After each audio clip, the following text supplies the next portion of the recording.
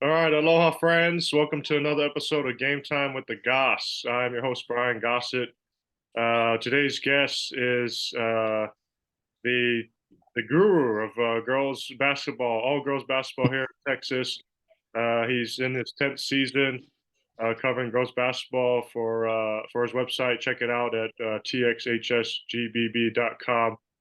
You can also follow them on Twitter, and that is Mr. Nick Alvarado. Hey, thanks a lot, Nick, for hopping on. I know this is sort of the one week you've been looking forward to all year long.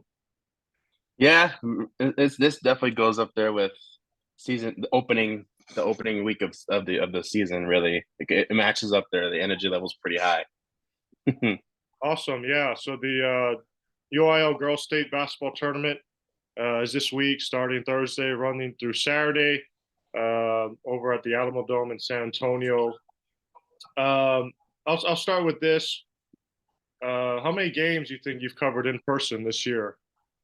I didn't try to cover too many this year, primarily because of spoiler alert, we're trying to build up a softball website that'll come next season.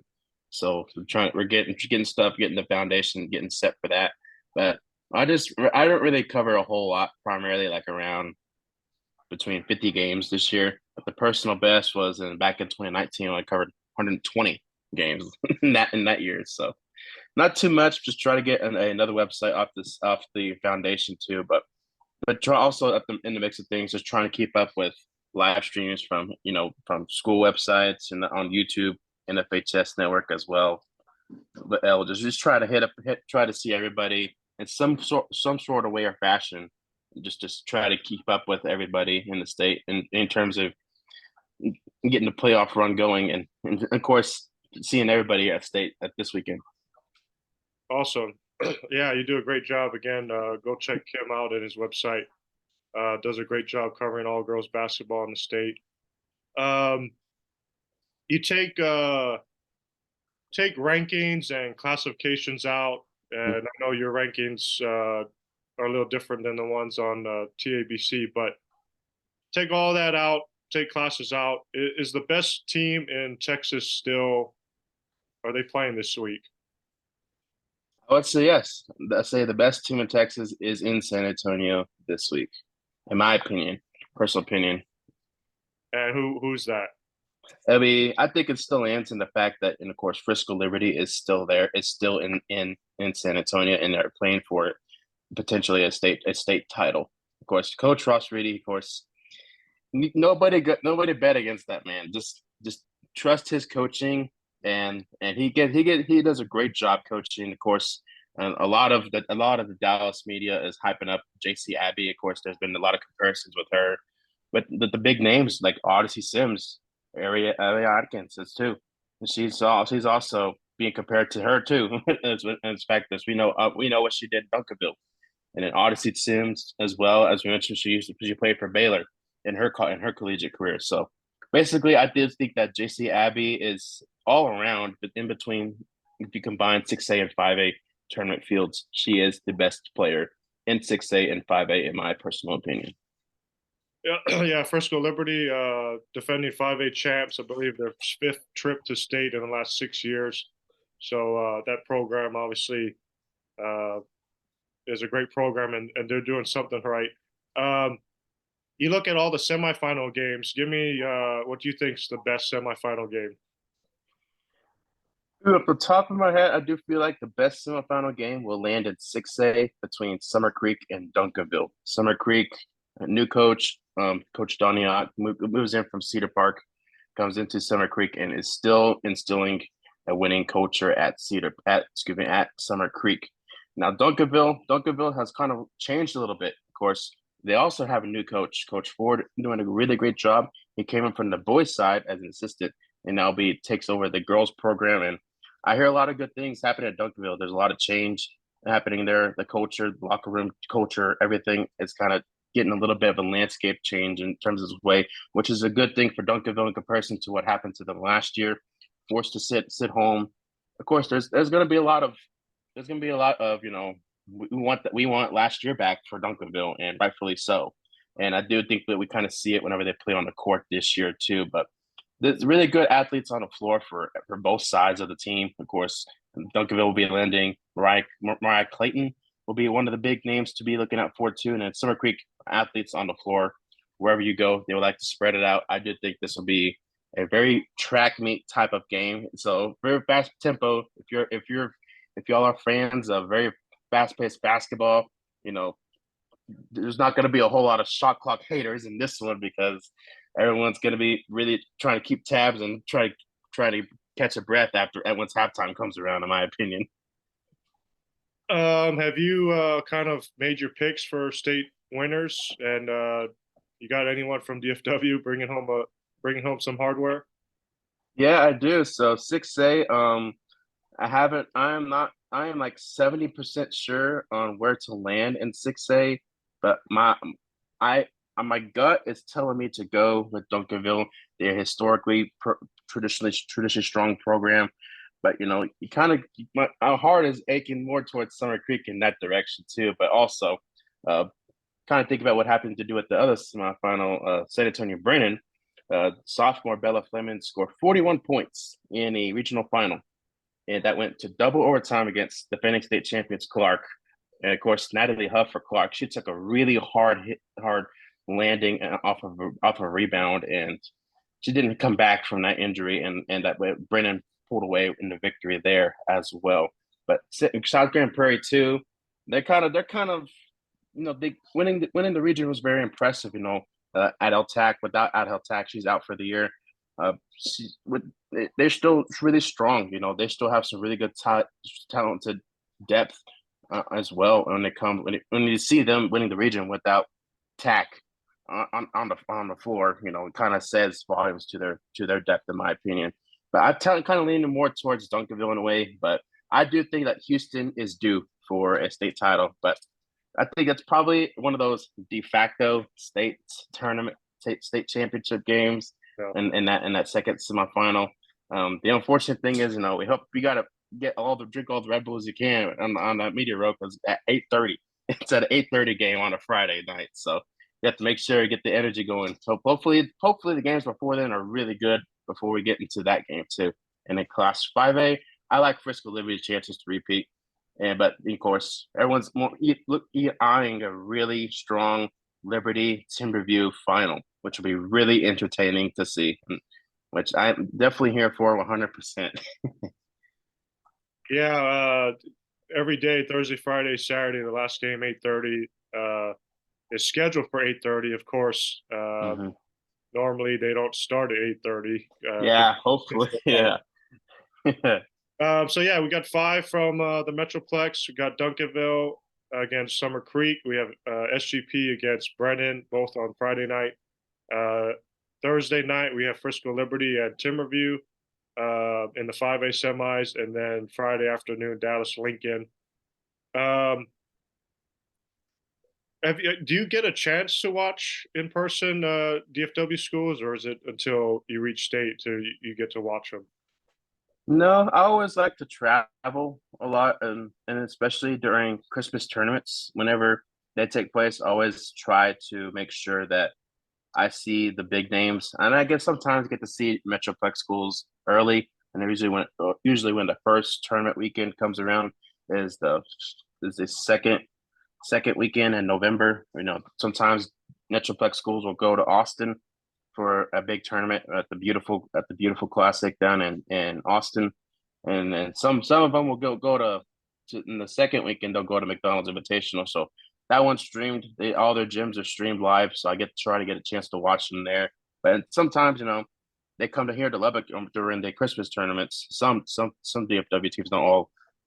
Most of them go to the Mansfield tournament, but I always try to catch everybody as I can in person, or just watch everybody through a live stream of some sort.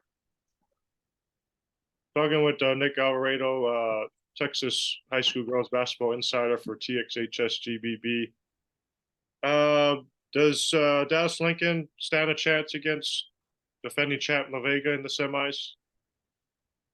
It's gonna be tough. It's gonna be tough. I mean, I do feel like the biggest thing that Lincoln will have to anticipate going into this semifinal is La Vega's athletic ability. Everyone's talking about them splitting the floor. Of course, they still have the state MVP from last year. If my memory serves me correctly, Kikelia Parr is still there. Of course, well, coach's daughter for La Vega, and the name escapes me right now. She's also still there. So they still brought back a lot from last year's state tournament program, and there's still a lot of good teams. And of course, don't let don't let La Vega's record fool you. They played a really tough schedule. Playing South Grand Prairie, you played Duncanville. If I'm pretty sure twice. If I they were at Sandra Meadows in Duncanville over Christmas, and then of course they played a game in Duncanville. They lost in double overtime to Duncanville. So I did think that the biggest thing for Lincoln would be to make sure to keep your fouls in check. Of course, we know Lincoln as being they have size. They're very physical on the boards and the paint as well. So be sure to just keep out of foul trouble, and of course don't try to hold down the La Vega shooters. In my opinion, don't let them try to spread the floor or go fast break transition every play. Just try to close them out in a half court setting. But definitely, if Lincoln can make La Vega play their style of game, I really do feel like they have a really good chance as to pull any upset there. Yeah, Lincoln and La Vega tipping off 1:30 on Friday. Lincoln looking for their first title since '08, but they've been there. They're a familiar face at state. Their 16th appearance. And as we talk about familiar faces, we just talked about Duncanville. Just wanted to throw it out there. I believe it's their 27th appearance, and they're 11-time state champs. Mm-hmm. I think I read one of your tweets because the regional tournament was just this past weekend, and it was a pretty crazy regionals around the state. A lot of teams, a lot of top teams, lost and their seasons are over. We talk about 6A. Defending champ Clark is out. DeSoto, number one in the state, and runner-up last year, they're out. Then you have other teams like the Lipans and the Fairfields and the Nazareths. They're not going to be here at San Antonio. Yeah. What was what team's loss was kind of the most shocking? I do feel like Shallow Water's win over Jim Ned in the 3A Region 1 final really, really stuck out to me the most.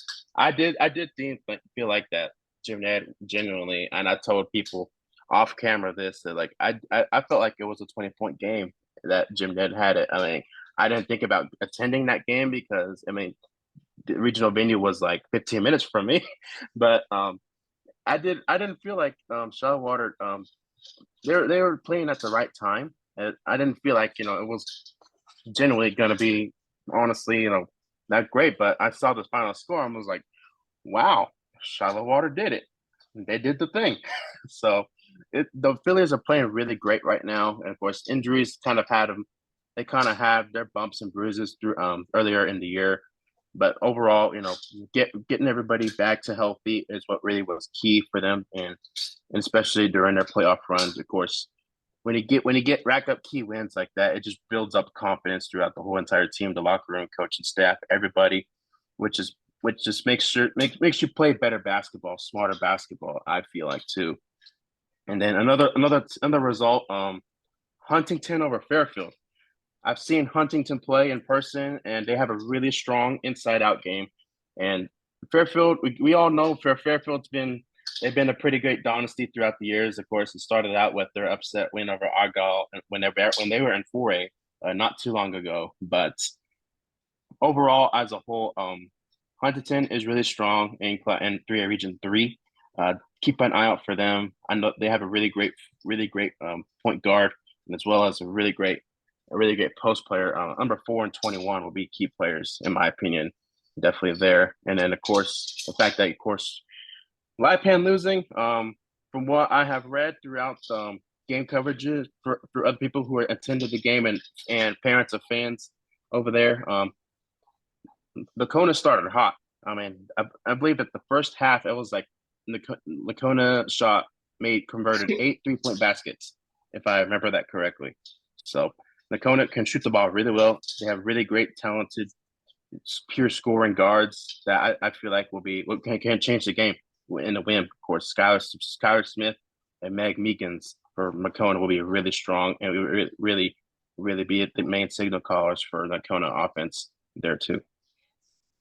Yeah, I just find it weird anytime you go to the state tournament and Nazareth's not there. Yeah, yeah. They have been a little bit of young this year, and of course they didn't really match up well when it came up to Turkey Valley. Of course, Turkey Valley. Trinity Schluter, she's 6'1", I believe, had now on the roster. She scored 24 points in the regional final. But Reese Cruz also really gave that key push in the first quarter. She converted 4 3-point baskets in the first quarter. So she really had a really strong showing early on, which really was crucial for the Lady Patriots to get that win. And of course, foul trouble was really key point for Nazareth too. They didn't really find an offensive rhythm. They really couldn't. Nazareth is used to being tall, having really great wingspan when it comes to zone defense or man-to-man kind of play. Turkey Valley matched that kind of same aspect that what Nazareth usually does, and definitely that kind of was a little bit of a turning point for me is the fact that the Turkey Valley defense really out Nazareth in any kind of way. So definitely do not sleep on Turkey Valley this weekend. Go watch them. They're a really exciting team, two exciting players, and a big storyline for Turkey Valley is of course Reese Cruz.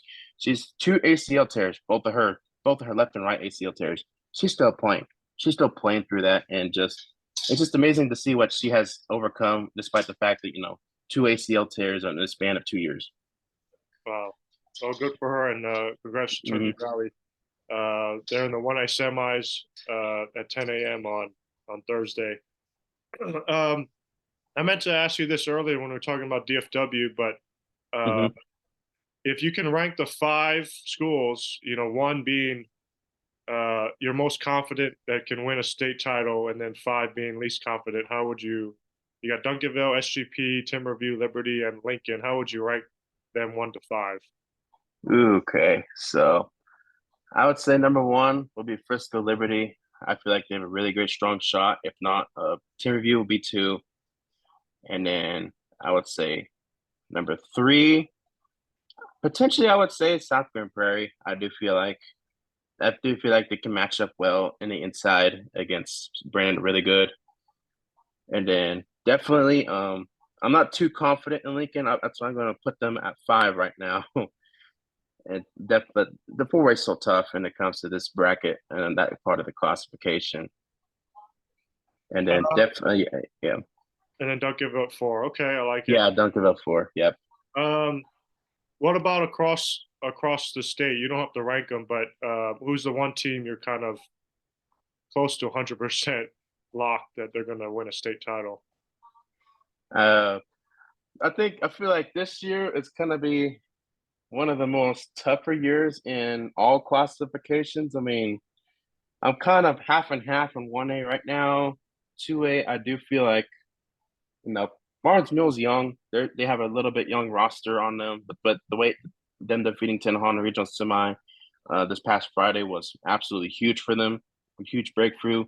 But that does mean that look out 2A. Barnes Mill's going to be here for a while, and then I do feel like in 3A, I do feel like it's much more open in my opinion. But I would say the most confident one I have to be in is Waco La Vega in 4A.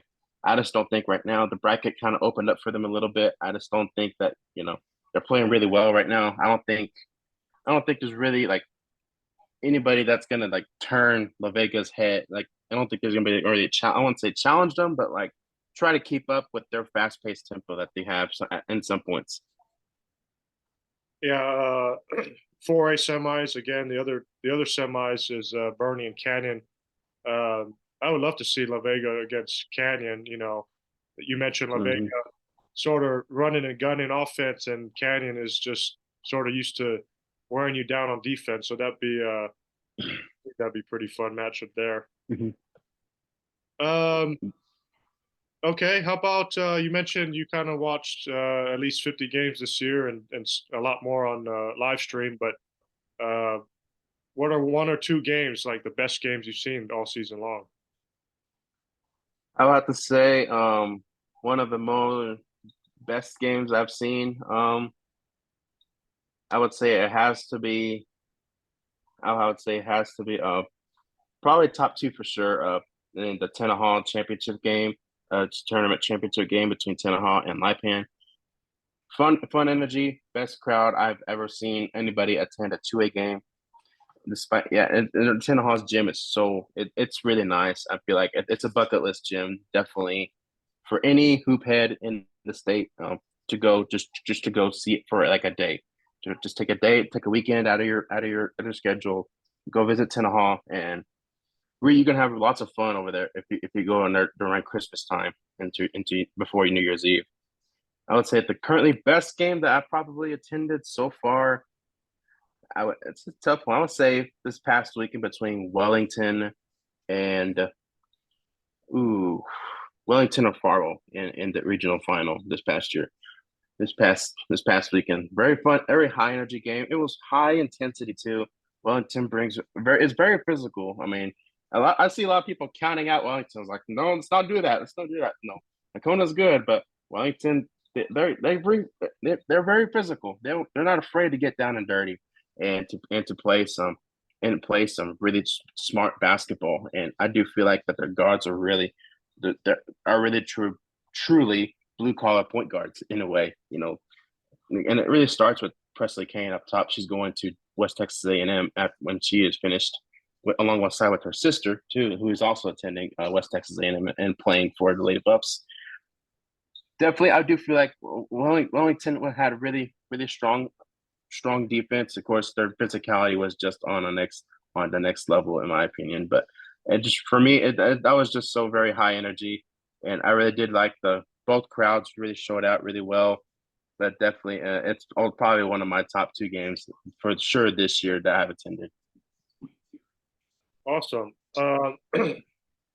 And we kind of I have to ask you this, but we talked a little bit off camera that you live in Lubbock, uh, Hmm.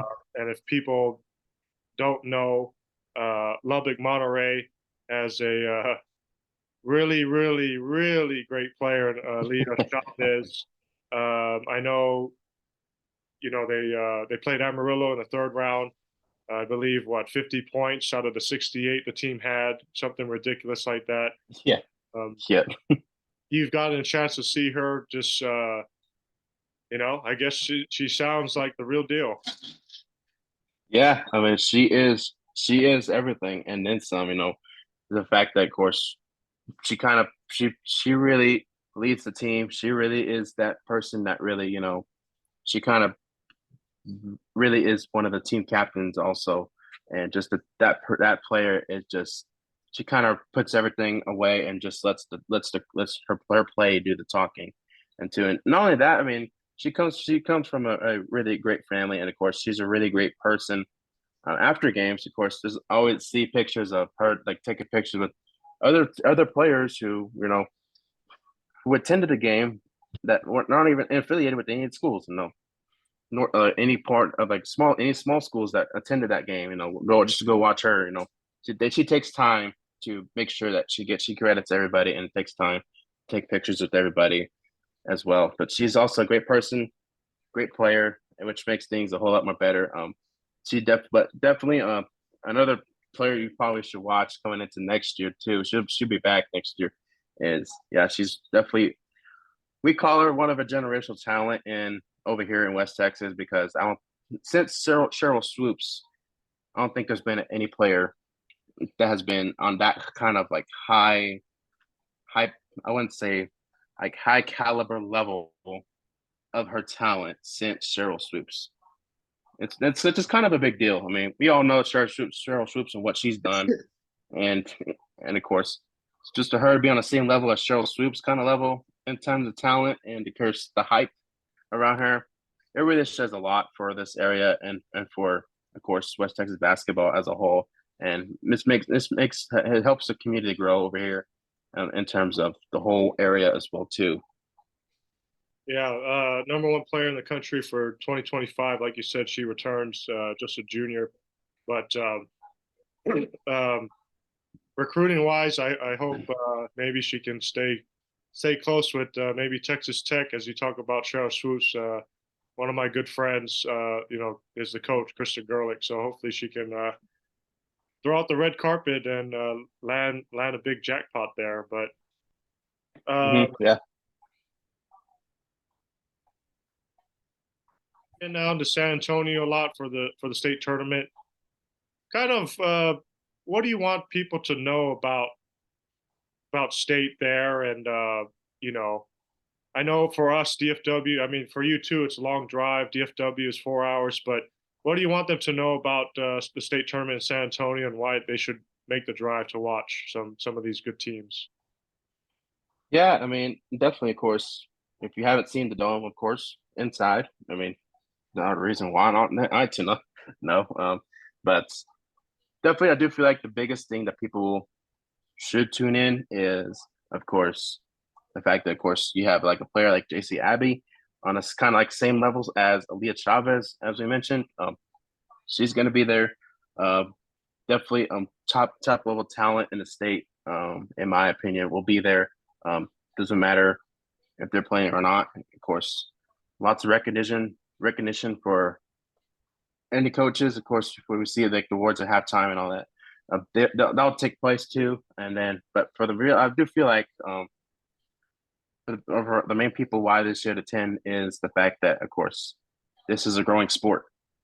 This is women's basketball, of course, is really growing as a whole. Women's sports is growing as a whole in terms of the whole retro scale, in terms of whether you put it statewide, locally, national. This is the lead up. This is, of course, the level right before you go to college. Of course, it's a chance to get to see a high level talent in the high school level before they go to college, like for example. So I do feel like, of course, the biggest thing, of course, we all need to be doing is supporting women in sports. And that I do feel like is the number one thing, of course, is the fact that, of course, no matter across the board, wherever we go, no matter at the end of the day, is the fact that, of course, these young women are going to mold into something much more farther than, of course, whether it's going to be great at basketball, great in life, however.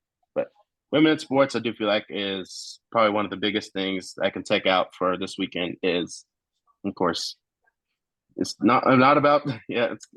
It's to me, it's about women's in sports. Really general impact upon that, and the fact that, of course, we got to support women in sports. Awesome. Yes, I totally agree with you there. And Mm-hmm. yeah, I mean, if you can't even make it to the Alamo Dome, you can watch it live stream. I believe NFHS will probably be doing some live stream, right? Yeah, all games will be live streamed through the NFHS network. Awesome. All right. Well, I appreciate the time, Nick. Awesome. Thanks for hopping on for a little bit, and we'll see you down at the state tournament. Awesome, sounds good. We'll see you there. All right, that's Nick Alvarado with Texas High School Girls Basketball. Again, check out their site, TXHSGBB.com. You can also follow them on Twitter at TXHSGB. Again, the state tournament starting on Thursday at the Alamo Dome in San Antonio. So we appreciate Nick for hopping on, and we appreciate you for tuning in for another episode of Game Time with the Goss. I'm Brian Gossett. Enjoy the rest of your week, and we'll see you next time.